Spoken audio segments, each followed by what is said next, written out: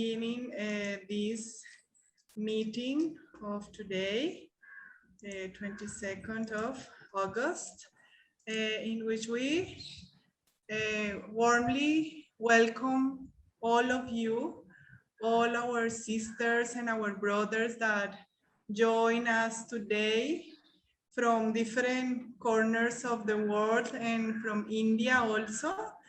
This meeting of Pragya CS Studio, in which we have a lecture with a very thought-provoking titles, Be Wise as Serpents. But before I introduce our lecturer today, we want to start the meeting with the invocation. So I request you to just close your eyes if you feel so and be comfortable. Oh, hidden life, vibrant in every atom. Oh, hidden light, shining in every creature. Oh, hidden love, embracing all in oneness. May all who feel themselves as one with thee know they are therefore one with every other.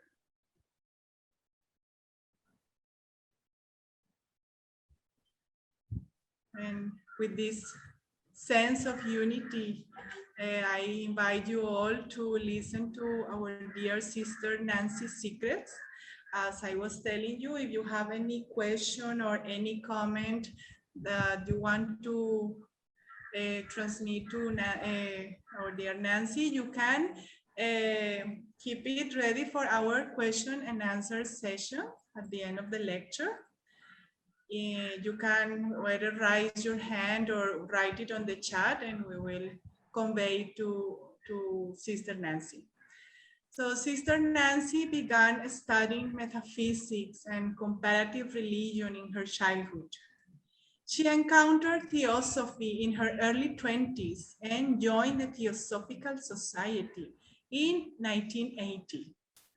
She lived and worked at the Crotona Theosophical Institute in the USA during the years of 1987 and 1988. And after that, she served as a national secretary of the Theosophical Society in America from 1988 through 1990. Nancy Secrest is a certified public accountant by profession. She subsequently served as a national treasurer of the Theosophical Society in America for 18 years. Currently, she holds the position of international treasurer of the Theosophical Society. She lives and works at Adyar. Nancy became the International Secretary of the Theosophical Order of Service in December 2014. Since then, she has traveled in the USA, Europe, and Asia, giving presentations, talks, and workshops on Theosophical Order of Service, at work around the world, and other theosophical topics. Her articles and some of her talks have been published in the Theosophies and other theosophical publications. So it's our pleasure to have our dear Nancy today for this meeting. And I welcome you. Please, Nancy, the time is all yours. Okay. Thank you, Catalina. Can you hear me? Perfectly, yeah. Thank you. Okay. Behold, I send you forth as sheep in the midst of wolves. Be ye therefore wise as serpents and harmless as doves. This quote is taken from the book of Matthew, verses 10 through 16 in the King James Version of the Christian Bible. I thought it made an interesting title, which is why I chose it. And that is where we will start our exploration today. Just like the Bhagavad Gita and other religious texts, the Bible was translated in different times by different people. each version using slightly different words to say the same things. In another version of the Bible, it uses the words shrewd as snakes and as innocent as doves.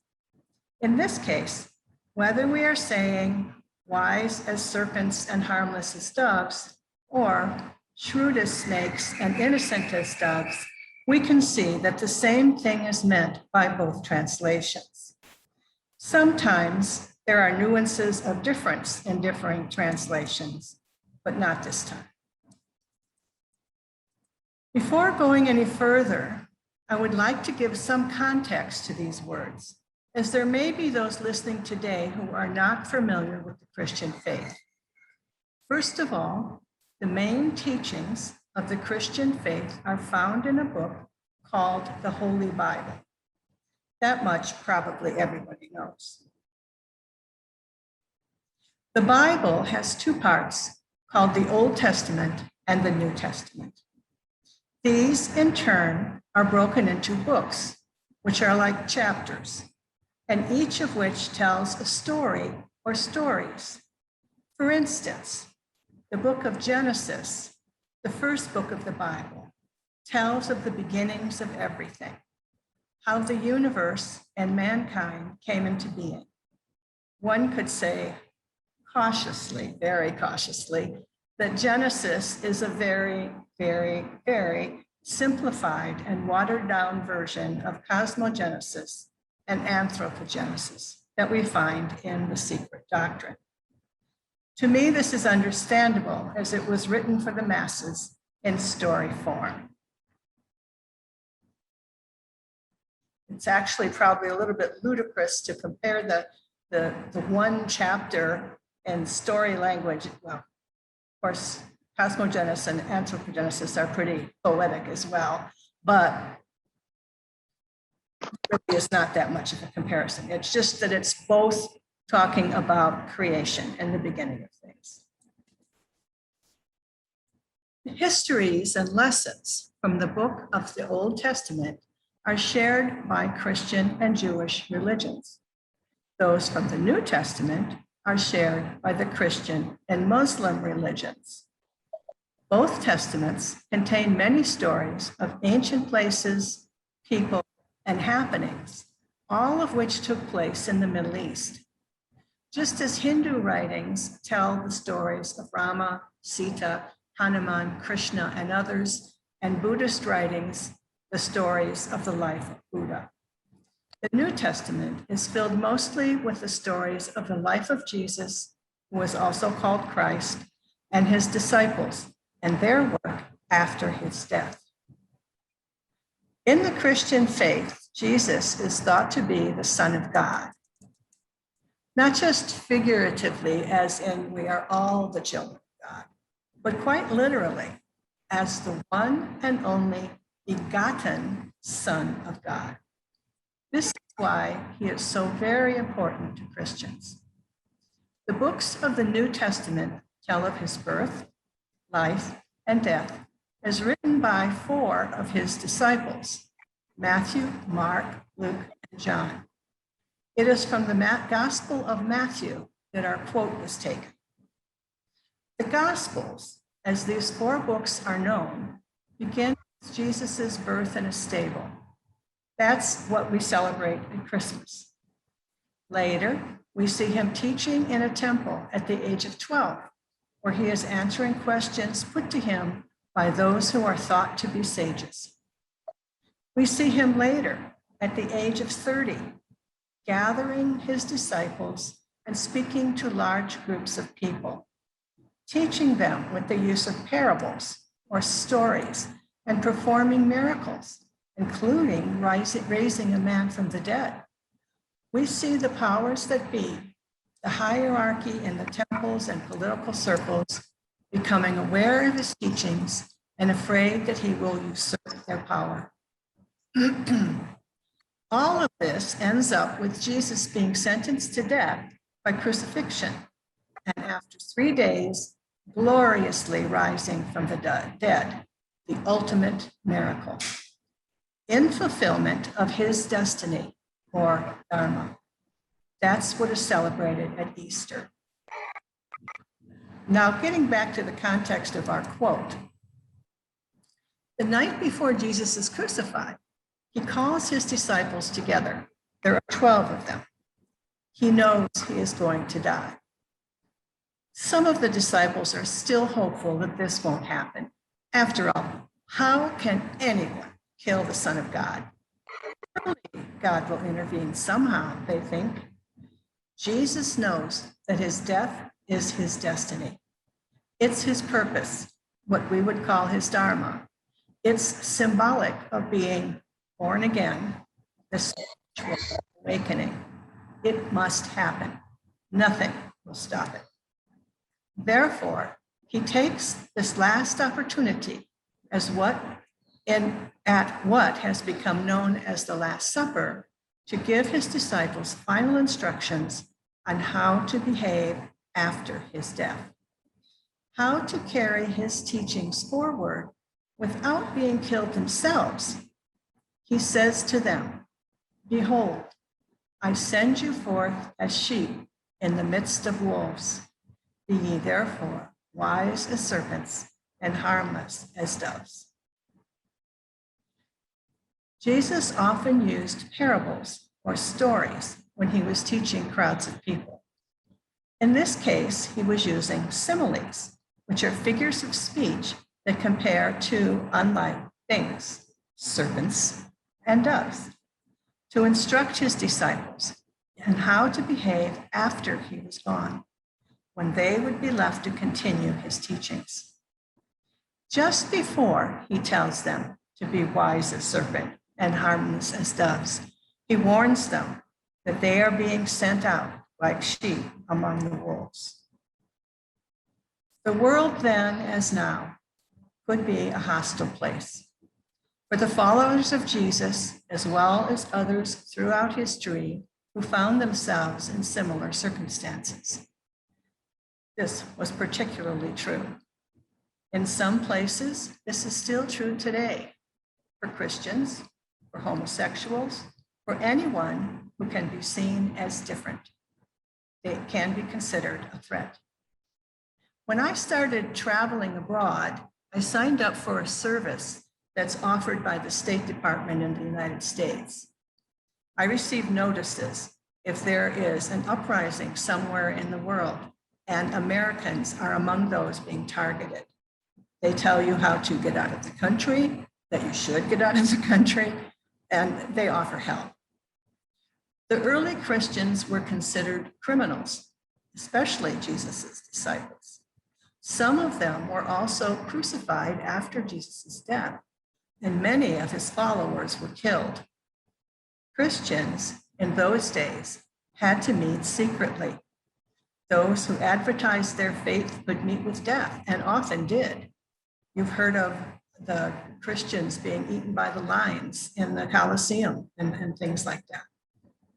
In Jesus's simile, he compares them to sheep, harmless, naive creatures, easily overcome by predators. Wolves, in this case. Wolves are intentional about the harm they inflict upon sheep, just as the authorities in those days, both governmental and religious authorities, were intentional about ferreting out Christians and putting them to death. Even ordinary people who disagreed with early Christians' beliefs were a threat to them. It's interesting how strong spiritual beliefs of whatever faith have often, down through history, been seen as a threat to those in positions of power. In such an environment, the question became, how can we spread the teachings of Jesus Christ effectively without being harmed or becoming predatory ourselves?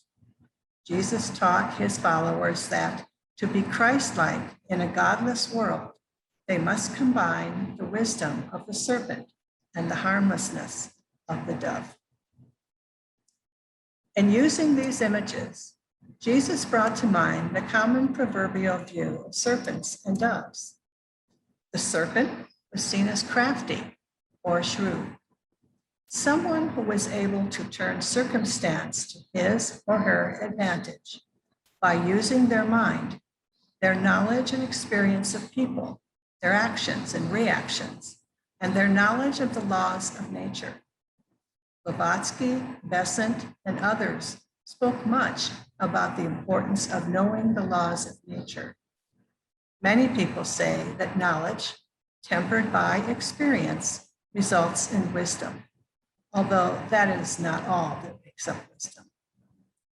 Ever since the beginning, the serpent was considered the most cunning and clever of the animal kingdom. Therefore, in being as wise as serpents, the meaning is that we should be familiar with the ways of the world and aware of the many pitfalls that cause us to deviate from what we, as theosophists, might call the path. We should be in the world, but not of it. The image of the serpent is used in the seal of the Theosophical Society. A snake swallowing its tails surrounds interlaced triangles. The T.S. Adyar website tells us, quote, these are often called the double triangle, viewed by the Jewish Kabbalists as the seal of Solomon, and also known as Shriyantra and Satkona Chakram in the Indian tradition. This combination of the triangles and the surrounding serpent symbolizes the created universe, through which creation is limited in time and space.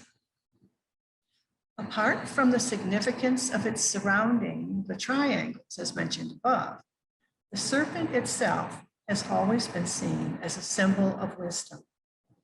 The Hindus called their wise men Nagas, a word meaning serpent. Christ adjured his disciples to be as wise as serpents. What is known as the uraeus, or sacred cobra, as seen on the forehead of a pharaoh of Egypt, denoted his initiation into the sacred rites where knowledge was gained of the hidden wisdom.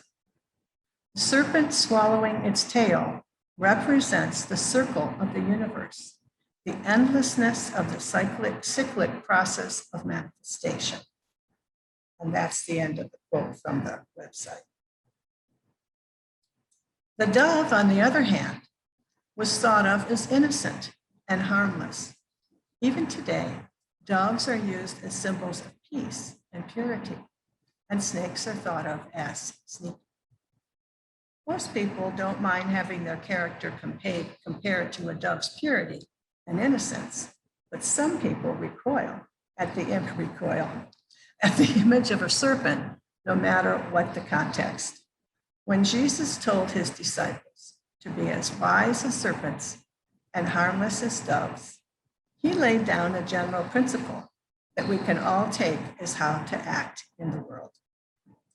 In this hostile world, we must be wise by avoiding the snares set for us, the many distractions and diversions that would take away our focus and pull us from our path. At the same time, we must be innocent, serving with harmlessness, purity, and humility. This was not a suggestion that we stoop to deception, but that we should model some of the serpent's famous shrewdness in a positive way. Wisdom does not equal dishonesty, and innocence does not equal gullibility. We must strike the optimal balance between the serpent and the dove. We should strive to be gentle without being pushovers, and we must be sacrificial without being taken advantage of. HPB said, "Be humble if thou wouldst attain to wisdom. Be humbler still when wisdom thou hast mastered." So what is wisdom? What is innocence or harmlessness? And how do we attain them? As I said before, many define wisdom as knowledge tempered by experience.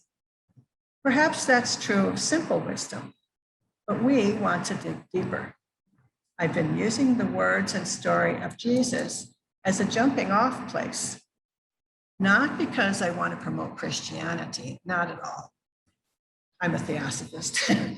I could just as easily have used the story of Buddha or of any of the great prophets or sages. Jesus' death and resurrection may or may not have actually happened in history. We don't really know for sure. People have looked into this. Some people think it really happened. But actually, it doesn't matter. It's the symbolism of rebirth that is important. That's the real story. Rebirth, transformation, the awakening of the spiritual self within all of us. Buddha's story is different. He was born a prince.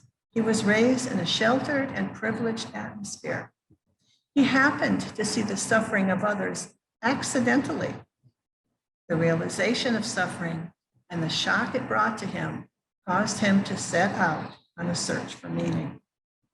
His story also ends in a kind of rebirth, transformation, and the awakening of the spiritual self, enlightenment in Buddhist terminology.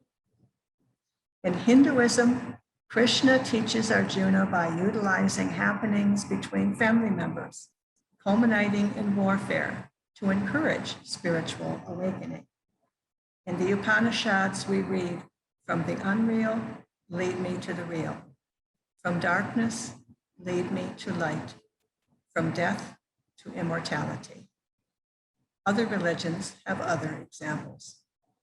Ultimately, they all teach the same thing. It is only the use of symbolism and the stories that differ. All point to the goal of spiritual self-transformation, spiritual unfoldment. I like HPB's use of the term unfoldment for this process because it indicates that we don't have to transform into anything. We are already spiritual beings. We just need to unfold the layers to get back to who we really are, to the source of our being. It's like peeling an onion. That example has been used many times. And paradoxically, like peeling an onion, when we reach the center, there's nothing there. The Buddhists would call that attaining emptiness. When one is aware of emptiness, one is aware of unity. The second object of the Theosophical Society is the comparative study of religion, philosophy, and science. Modern day physics has shown that much of what Blavatsky wrote in The Secret Doctrine and other places was indeed fact. In many ways, science bears out our divine source. I even remember having a textbook, a science textbook in high school. It was a public high school that began with the statement that we are all astral beings. Not in the sense of the astral plane that we sometimes talk about, but that we are all made of star stuff, that the molecules that make up our bodies are part of a continuous exchange of energy that was once a star, and also a part of many other beings throughout time.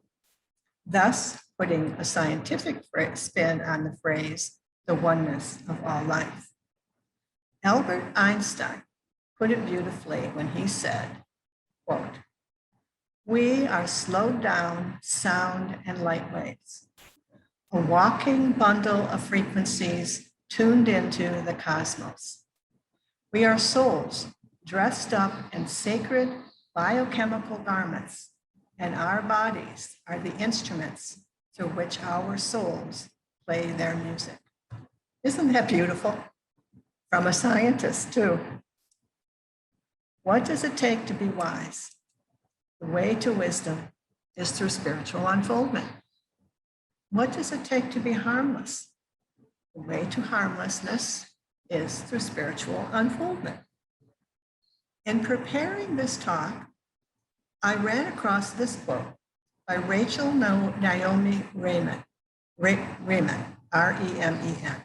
I had never heard of her before. She's an author teacher and lecturer of alternative medicine. She says, quote, "Befriending life is less a matter of knowledge than a question of wisdom. It is not about mastering life, controlling it, or exerting our will over it, no matter how well-intentioned our will may be. Befriending life is more about harmlessness than it is about control." Befriending life. I've never heard it put that way before. What does that mean? In some of our theosophical literature, instructions are given. Kill out desire, kill out ambition, kill out the love of life. Daunting tasks these are. In Light on the Path, Mabel Collins tells us, quote, "Before the eyes can see, they must be incapable of tears. Before the ears can hear, it must have lost its sensitiveness. Before the voice can speak in the presence of the masters, it must have lost the power to wound. Before the soul can stand in the presence of the masters, its feet must be washed in the blood of the heart." Close quote. These are beautiful, poetic words. What do they mean? How do we get there? Must we indulge in self-mortification? Buddha taught that that was not the way to go. Does this require some hidden occult knowledge? Maybe, but probably not. In my view, we pay attention. We watch ourselves throughout the day, every day. What irritates us? What makes us laugh? What do we find frustrating? How did we speak to the person who asked us for a favor? Did we grant it? Why or why not? Was our decision made with wisdom and thoughtfulness, or was it simply a reaction? How did we react to the person who did us wrong? Was evil repaid in kind or with kindness? How do we relate to family, friends, shopkeepers, the person begging on the corner, children, our housekeeper or driver, our co-workers, our employees, our boss? How do we treat ourselves? Annie Besant tells us that thoughts beget words and words beget actions. Actually, in researching for this talk, I found that same thing said by a number of different famous people we would consider famous, not just Annie Besant. Same idea, over and over.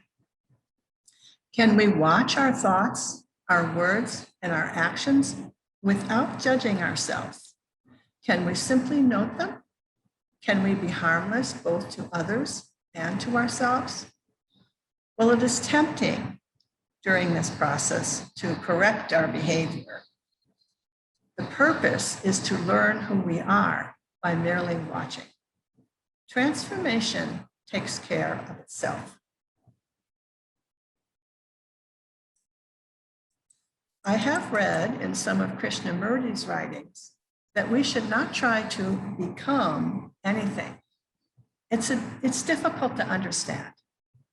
In some talks, people asked him, "How do we proceed?" He said, "There is no how, no formula. From this, one can surmise that we just sit with it, so to speak.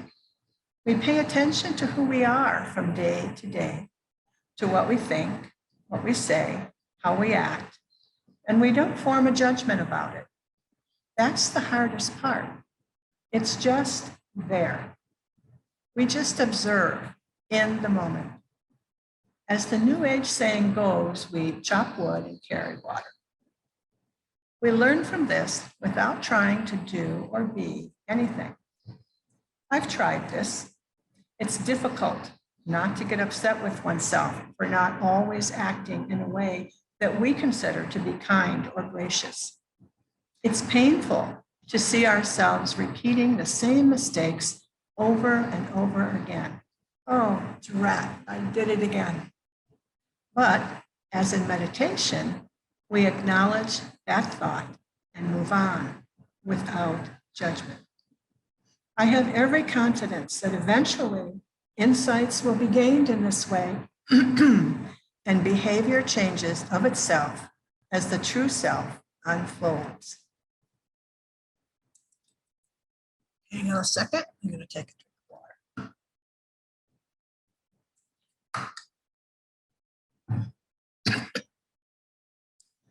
There is a lot of help out there from Theosophy and other sources that tell us how to live. This is always difficult because I really like Krishnamurti and what he has to say. And he says, no authority, no teachers, but then we have all this other help out there. And why shouldn't we take advantage of it if it's there, as long as we make it, that's what it is, I guess. We make it our own in that process. Okay, we figured that out. Blavatsky gave us the golden stairs: a clean life, an open mind, a pure heart, an eager intellect, an unveiled spiritual perception, a brotherliness for all, a readiness to give and receive advice and instruction, a loyal sense of duty to the teacher, a willing obedience to the behests of truth. Once we have placed our confidence in and believe that teacher to be in possession of it, a courageous endurance of personal injustice, a brave declaration of principles, a valiant defense of those who are unjustly attacked, and a constant eye to the ideal of human progression and perfection which the secret science depicts. These are the golden stairs, up the steps of which the learner may climb to the temple of divine wisdom. So there are a lot of things in the golden stairs that teach us or show us or suggest to us how to be, what kind of a person we would want to be. We also have the noble Eightfold Path from Buddhism. It consists of 8 practices: right view, right resolve. I think that's often called right thought too. Right speech, right conduct, right livelihood, right effort, right mindfulness, and right samadhi, meditative absorption or union. The Yoga Sutras of Patanjali is a collection of 196 short verses that serve as a guide to attain wisdom and self-realization through yoga. The text is estimated to have been written in roughly 4000 CE and is regarded by many as the basis of yoga philosophy. Even with the possibility of all this help, if we choose to follow it, we must remember that it is self-transformation, self-unfoldment that is our goal. And that, like Mabel Collins also tells us, quote, to hear the voice of the silence is to understand that from within comes the only true guidance, close quote. And another quote, each man is his own absolute lawgiver, the dispenser of glory or gloom to himself, the decreer of his life, his reward, his punishment.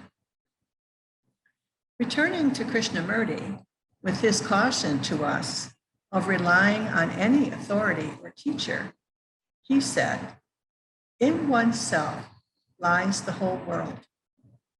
And if you know how to look and learn, the door is there and the key is in your hand.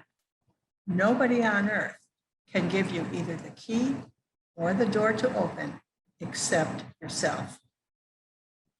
Along the same lines, Krishnamurti also said, so you have to be your own teacher and your own disciple. And there is no teacher outside, no savior, no master. You yourself have to change.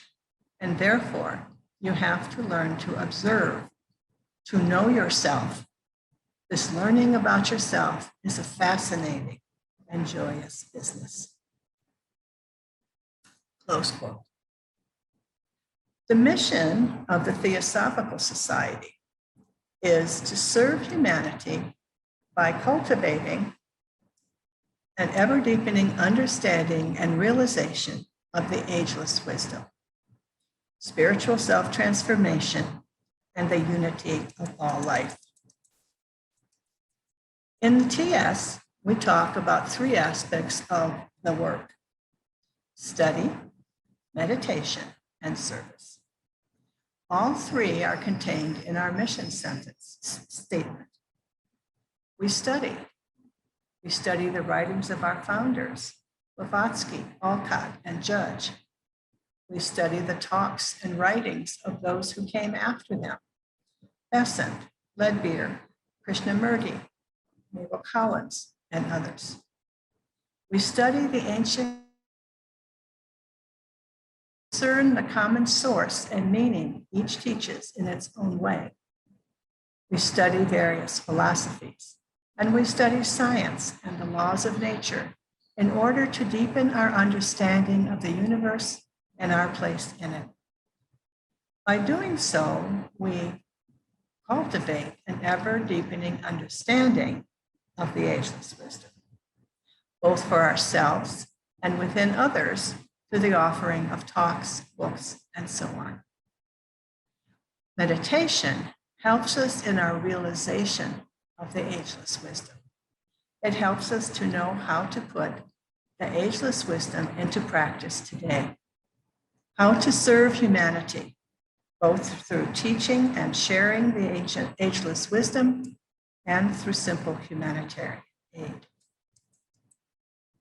Wisdom has been said to be the combination of knowledge and experience. In other words, it could be said that wisdom is the combination of understanding and realization, which in turn leads to spiritual self-transformation. The unity of all life can be seen on several levels. The current pandemic has shown us that through the ability to travel by air and through the use of technology, the world has become a small enough place that what affects one can affect all. Curiously, it has also shown us that we have the capability of instant communication with each other and with masses of people, just as we are doing today, right now. Climate change demonstrates that what we do in one part of the world has effects on other parts of the world. And we know through everyday experience of the laws of nature that organisms are interdependent on each other. Humans breathe in oxygen and breathe out carbon dioxide. Trees and other vegetation breathe in carbon dioxide and breathe out oxygen. It's a pretty neat setup, don't you think? Bees and other insects pollinate flowers and turn into the fruits and the vegetables that we eat, and so on. Nature keeps itself going. There is the level, and within unity, there is the level of brotherhood, or let us call it the family of sentient beings. On this level, we take care of each other. We are kind. We are generous. We help our brothers and sisters, animals, and the environment to the best of our ability. We are our brother's keeper. Ultimately, though, we realize a unity of all life where we are not only our brother's keeper, we are our brother. This is probably the most difficult concept to understand, because I literally mean we are our brother. In fact, we can't merely understand it. We must know it. We must be it. It is the center of that onion, the place where there is nothing and where there is everything. My feeble attempt to talk about it doesn't even scratch the surface. I think Annie Besant said it best when she said, quote, "The spiritual man must lead a higher life than the life of altruism. He must lead the life of self-identification with all that lives and moves. There is no other in this world. We are all one. Each is a separate form, but one spirit moves and lives in all." Now, I mentioned earlier that meditation helps in the realization of the ageless wisdom. Every once in a while, the question comes up, should one meditate? How often?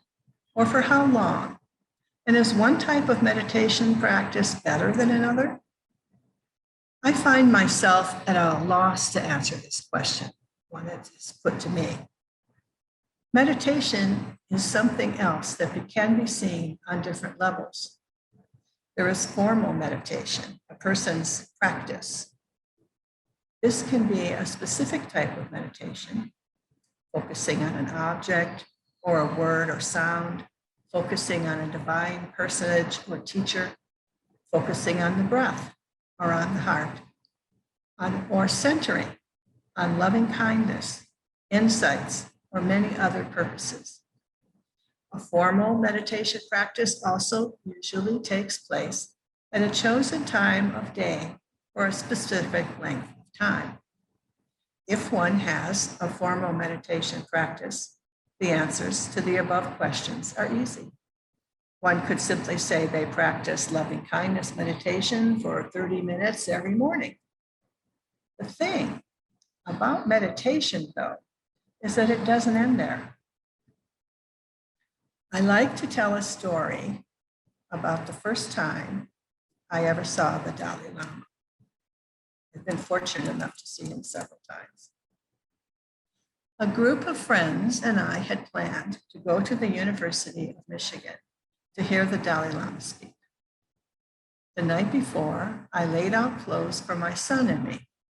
My son was 12 at the time, and I thought this would be an extraordinary experience for him. I set the alarm and went to bed.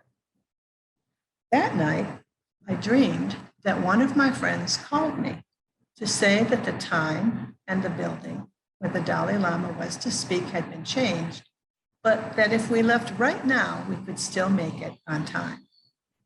I dreamt of the venue with news cameras and reporters in the first row, lamas in the second, and flowers lined up along the front of the stage.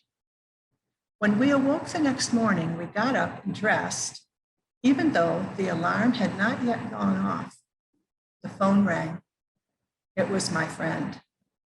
He said that the time and building the Dalai Lama was to speak had been changed, but if my son and I left right now, we could still make it on time. We were ready. We got in the car and drove the half hour to the university. I found the building. We went inside and proceeded up the aisle. In the first row were cameras and reporters. The seats in the second row held lamas. We sat in the third row with a few other random people. Some of the lamas passed the time while we were waiting with my son and asked him questions. He has never been shy, so he thought it was pretty cool to talk with these oddly dressed men. The stage held a row of 10 chairs. There were no flowers. The dream was wrong, I thought. Then, while we waited for the programs to start, flowers were brought in and placed along the front of the stage. All of it was exactly as in my dream. A man on the stage said that computer projections predicted that there was an 80% chance of nuclear war within the next 10 years. Now, this was in 1979. I figured it out from the age of my son and everything. So fortunately, that did not happen. The chairs on the stage were occupied by leaders from various religions, philosophies, and spiritual beliefs. They were asked to speak about what this meant from their points of view and how to possibly prevent it. Each in his turn or her turn did this. The Dalai Lama was last. He said that meditation was the key because when a person meditates, they build an atmosphere around themselves that affects everyone they come into contact with. And that eventually, as more and more people began meditating, the mindset of the world would be changed for the better. We are still waiting for this, of course. I've said all of this to illustrate that life is a meditation if we let it be. So the answer to the question, how long do you meditate, is not necessarily easy to pin down. Krishnamurti said that meditation is the most extraordinary thing if you know how to do it. And you cannot possibly learn from anybody. And that's the beauty of it. It isn't something you learn, a technique, and therefore there is no authority.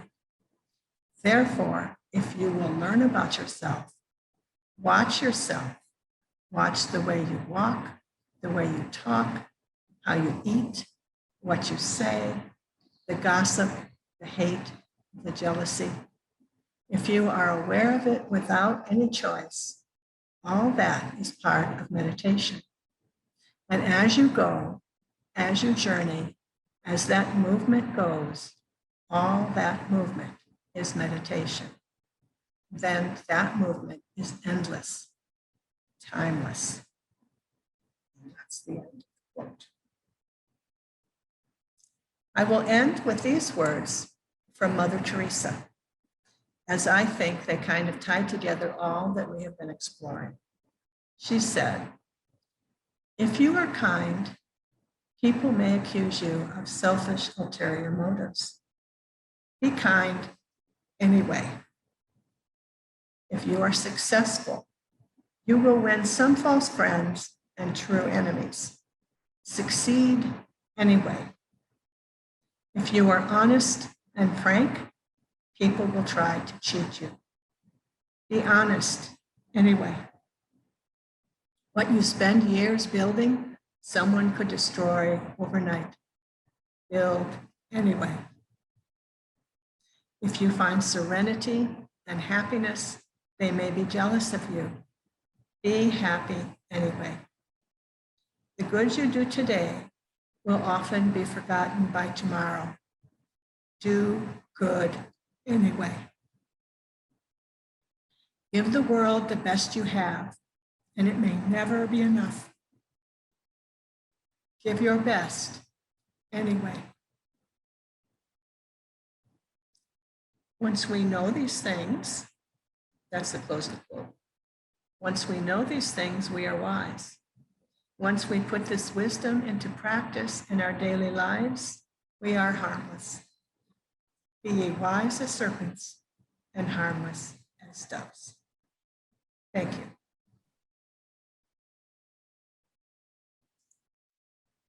Thank you, Sister Nancy. Yes, we were fortunate to have your best today. Anyway, really, it was a really nice journey that you took us, beginning with the thought-provoking title, and it was the title that really made an impact and created a lot of curiosity in many of our sisters and brothers. And I'm sure they must have been really delighted with the thoughts, the line of thoughts that you shared of wisdom, not only wisdom, but being harmless as doves. And we are being sent like a sheep in this world full of brutal materialism. So we have to use wisdom and doves and how to go about it. the meditation is the path for that, and really was touched to hear your personal experience about the dream that you had and how it helped you. So thank you so much for sharing this with us. And now I think we have among us a lot of our sisters and brothers who may be having some queries or questions. If it's okay, they can put across some questions. We have few comments. Yes, Dr. Bhavya, you would like to ask something? Um, yes, am I audible, Shikhar here? Yes, you are audible. Okay. Thanks a lot, Sister Nancy. It was very insightful to listen to your wise words. And we are all fortunate and lucky to be given this opportunity by Shikhar Bhaiya and Catalina Bhabhi. So I'm thankful to them also. My question to you is that sometimes when the mind is very restless because of certain circumstances, or because things have suddenly they have changed around you a lot, how can you really bring yourself, because meditation, somehow I have felt it that when I'm a little restless, I'm unable to meditate. So, Sister Nancy, can you suggest something which will help me to meditate when I am a little restless, or how to actually, sit down to meditate when I'm not very peaceful because of certain reasons or because of some circumstances around me? Your suggestions, please. Thank you. And I must say, I experienced the same thing, and I'm sure many, many other people do as well. What comes to mind at the moment is that there is in yoga, and I'm not all that familiar with yoga, just somewhat. There is a pose called the corpse pose. I'm going to call it cobra pose, but that's not right. The corpse pose.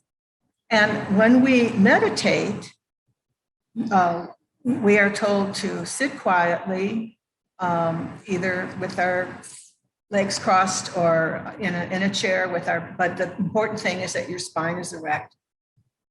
And we are told to take several deep cleansing breaths. And the purpose of those breaths is to relax the body. So if we consciously take in that breath and think of different parts of the body, and as you do the exhalation, you relax that part of the body. I mentioned the corpse pose in yoga, and if your mind, it's really the same thing, because that's what is done there. You take the breath in, and then on the exhalation, you relax the body, and you start. Usually, people start at their feet, and then work your way up through different parts of your body, and it's the relaxing actually that calms you down, not just your physical body, but your mind as well. It can be very helpful, I think. Thank you. I think you are referring to the Shavasana. That is the corpse pose. Okay. Yes. I don't Yes, Bhavya, that is called Shavasana. And, Yes. ठीक है. Thank you, Sister Nancy. Thanks a lot once again. Thank you. Thank you, Sister Nancy. And we have in the chat box Sister Rekha Nahar from Philippines. She has put up a comment, a very beautifully presented talk. I love most the part you said, Sister Nancy, that meditation is life. Thank you for this valuable talk. And Sister Armaiti wants to share something from Mumbai. Sister Armaiti. Yes. Thank you, Nancy. I was very, very impressed by your talk. Now, regarding the meditation, I am on two other groups. In one group, during the meditation, they ask us to begin relaxing from the toes upwards. And in another group on which I am, he says, you begin with the meditation from your head to your toes, down to your toes. And that is, a contrasting thing. I'm just wondering which one is the correct? I know how you feel, because I've been in different meditation in groups. That's the same thing. And in one sense, that's I don't really want to use the word danger because it's not dangerous, but that's the perplexing thing about joining a group for meditation, because there are so many different versions of how one meditates out there. It can be very, very confusing. And at one point when I was first meditating, I tried a lot of different methods. And the thing is that it's confusing, and it's like, let's see, I can't think of anything to compare it, but it's, if you start doing something one way, and then you do it the next day a different way, and then you do it the next day a different way, no continuation, there's no focus, and growth is difficult. So to my mind, just you decide what feels best for you and do it that way. And as Krishnamurti says, there's really no authority or teacher or anything that can tell you what is the right way. You will know. You will know when it feels right for you. That's my opinion, at least. Okay. Thank you. You're welcome. Thank you, Sister Nancy and Sister Mighty, for that question. Anyone else who would like to share something? Okay, Brother Harihar Raghavanji would like to say something. Kindly unmute yourself, sir. Yeah. Nancy, Yes, we sir. are indebted to you for your splendid journey from an arresting headline, the wisdom of the serpent, to the ultimate wisdom which will usher in unity of life and consciousness. In Vedas, there is a sukta called Sarpa Sukta. In Hindu mythology, there are about 8 kinds of serpents are there, which stand for 8 approaches or 8 yogic approaches. They are all, as you said, symbolism. In Kerala, even now, worshipping snake is a great art, science, and ritual. I don't know the present day position of Kerala houses. Previously, every house had a small thicket or bush. 2 serpents were there. One is called Krishna Sarpa and the other Brahma Sarpa. Whenever some good thing is going to happen in the family, both the serpents used to come and just put like this. When some calamity has to take, these serpents will come there and just whistle, and then immediately something will happen. And also, serpent is this, symbolically, it depends the otherworldly wisdom. For example, and in a serpent's, see, this may be of some interest to somebody. This serpent, when sometimes they make a delicious food to offer its mate. So what happened? They just, vomit the Naga Ratna, that is the jewel, which is a transformed version of the poison in the head, and just to spit out. They go to 40 or 50 kilometers. When they come back, if somebody steals that, then what happened? It becomes so, and about 6, 7 times, and from there, a big curse forms on the family. Serpents are actually the wisest creatures in the world. They don't want to harm persons, but they will raise their food only at that time. The beautiful symbolic presentation from symbolism, Christianity, and also Christian teachings, Hindu faith, very much Rahasya, Yoga, Patanjali Shastra, and serpent power, every you have taken. It's a beautiful thing, serpent. So what I wish to say is, it's a beautiful thing, subtle philosophy, subtle objective society, present in a beautiful way. Moreover, yoga is meditation. Entire life is meditation. In the real meditation, there is no meditator, there is no thing called meditation. There is nothing meditated upon. There is an act of meditation. All these converge into one another. And that is the essence of meditation. That is the level to which meditation should lead us. Let us make a beginning. Thank you so much. Thank you, Brother Harihar. It's very interesting.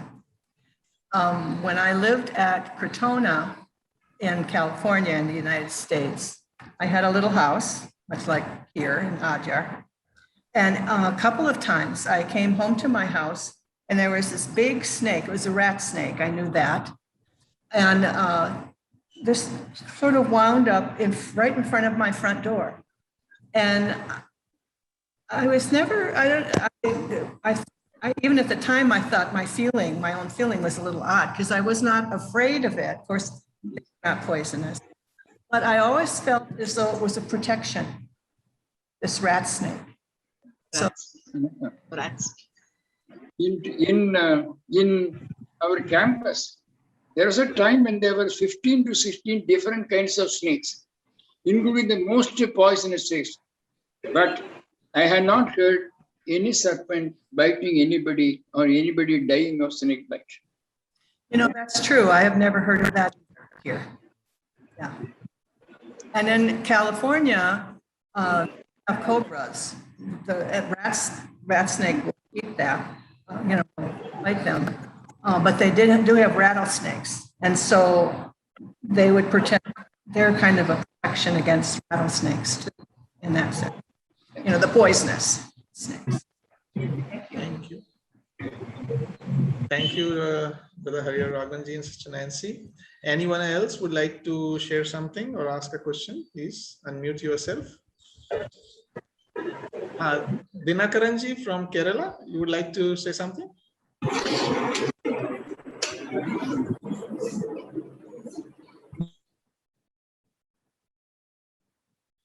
Unmute yourself, Dinakaranji.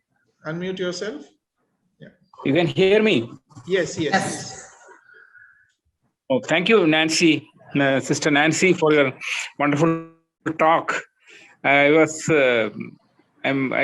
quite often read Bible, and I often wonder the great similes and parables said by Jesus Christ. And one of the sayings of Jesus Christ, be wise as serpents and peaceful as doves, ever fascinated me. And I'm I really got the answer for those statements. And I'm very thankful that we have a great theosophist to give us some new light on that statement of Jesus Christ, and also the explanation given by Brother Harihar Raghavan on Naga Puja, worshipping Nagas in Kerala. That is also, till recently, it was going on that Naga Puja was there, worshipping the Nagas. Some beautiful columns are drawn, and some musicians will sing the songs to please the snakes. For the new generation, it may be a superstition, but in ancient times, we followed Nagaradhana, worshipping Naga in Kerala. We have a great tradition. And I'm told that Nagas from our northeast region were also very wise people. And that is why they were called Nagas. I would like to add only this much. Thank you once again for giving a nice lecture, Nancy ji. Thank you. Thank you.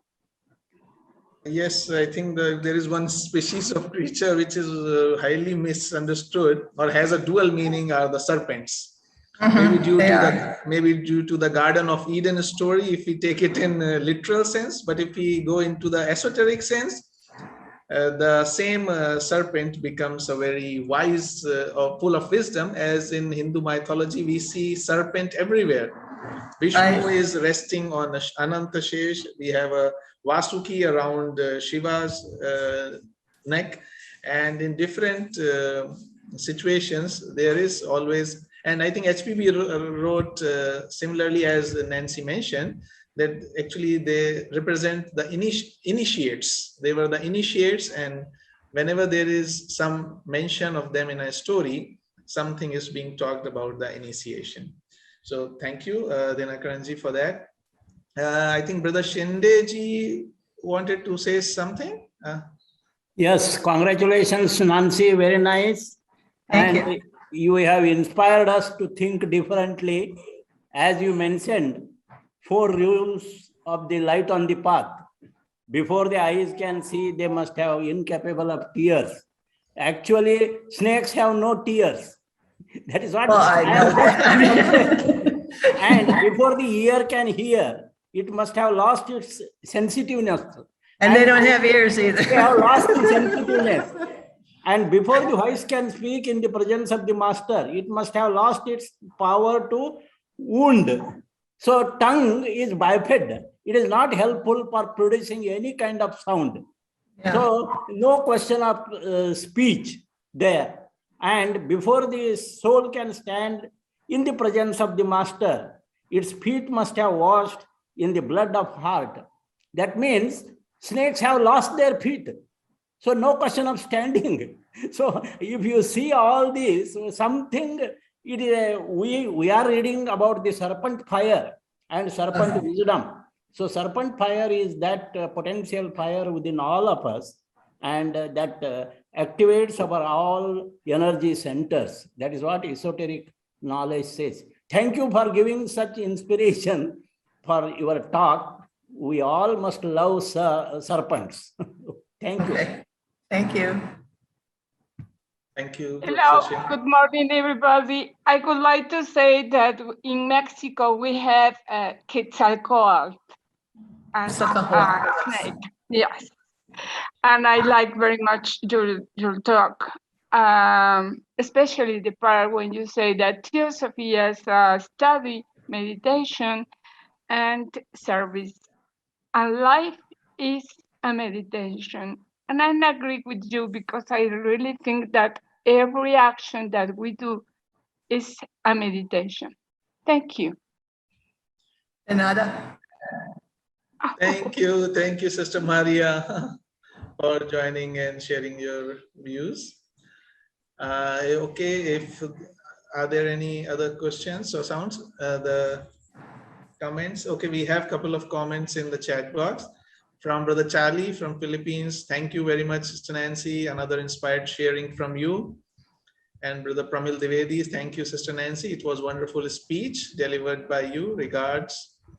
And yeah, and also Brother Sudeep, thank you very much for your talk, Sister Nancy. So if there are no more questions, we can proceed to the closing session of our today's meeting. And first of all, on behalf of Pragya CS Studio and on behalf of all our brothers and sisters, we would like to thank a heartfelt gratitude to Sister Nancy for sharing with us such a nice, thought-provoking subject in such a subtle way, leading us to the ultimate destination. And in spite of the work that she has been having here in the treasury, busy all the time, she took time out to prepare this talk and share with us. Thank you so much, Sister Nancy.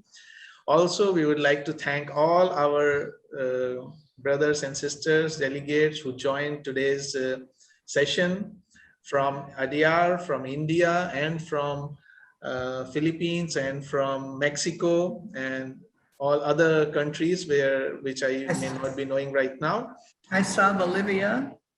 Okay, from Bolivia also. So thank you so much for joining. If you have missed some part or if you joined late in this talk, you can go to Pragya CS Studio YouTube channel, and there you will be able to see the full video of today's talk or the other talks that were shared earlier.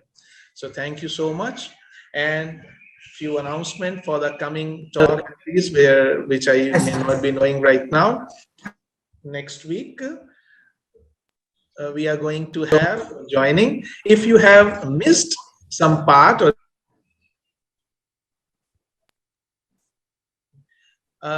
we have next Sunday on 29th August, we have coming up international youth panel in English, and the theme of that panel is challenges of the youth and theosophical solutions. So please do join us in that session also.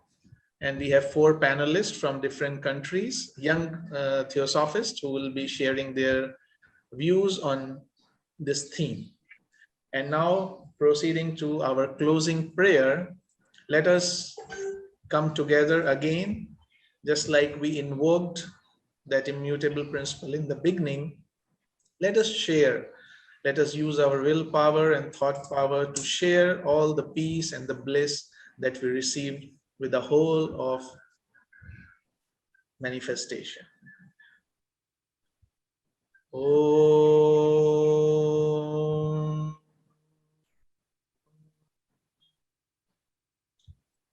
May all become happy. May none fall ill. May all see auspiciousness everywhere. May none feel sorrow. Peace, peace, peace.